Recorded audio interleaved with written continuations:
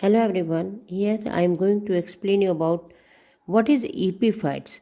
Actually, autotrophic plants growing on other tree or their branches by taking shelter only are called epiphyte.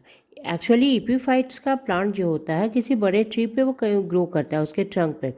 They are capable of manufacturing their own food.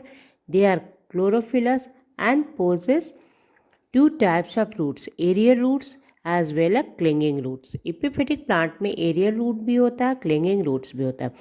Aerial root provide with velamen tissue. Aerial root में क्या होता है, velamen tissue होता है. उसका काम होता है वो moisture को observe कर लेता है from the atmosphere, whereas clinging roots जो होता है observe mineral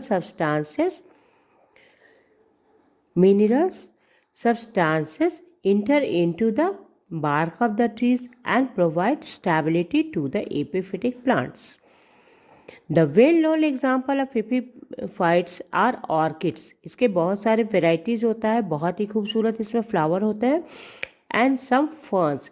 Here the plant receive benefit of being supported and held above ground level, where the light intensity is compared greater, but do not harm trees and do not derive any nutrient from the living tissue of the tree. Actually ये जो है epiphytic plant जो है वो tree पे survive करता है. ये अपना फूड जो है खुद बनाता है क्योंकि इसमें फिलामेंट टिश्यू जो है एटमॉस्फेयर से मॉइस्चर ऑब्जर्व करता है और इसके जो बाक्स में जो क्लिंगिंग टिश्यू है इसके बाक्स में जो मिनरल्स होता है उसको ऑब्जर्व कर लेता है. लेकिन ये कभी ट्री को हार्म नहीं करता है. जहाँ पे लाइट की इंटेंसिटी ज़्यादा होती है ये comparatively great but do not harm the plants and do not derive nutrients from the living tissue. ये ट्री के लिविंग टिश्यू से न्यूट्रिएंट को डिराइव नहीं करता.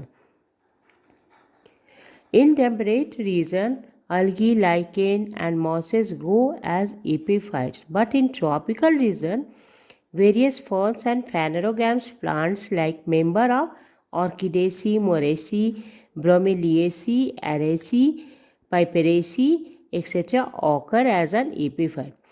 epiphytes के कैरेक्टरिस्टिक फीचर क्या है?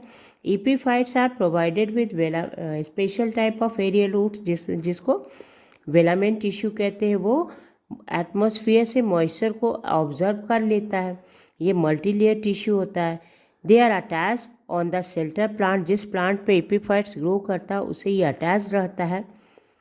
और बाय द जो सेकेंड रूट होता है that is called clinging roots और उसको राइजोइड्स भी कहते हैं.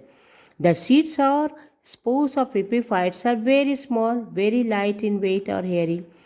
Fruits of some epiphytes are fleshy, fruits of moraceae. For example, moraceae का जो fruits है वो fleshy होता है. कुछ epiphytes जो होता है saprophytes in nature होता है because saprophytes means उनमें chlorophyll नहीं होता. They can't prepare their own food and draw nutrition from the dead tissue. For example, Neotia, Epigon, etc.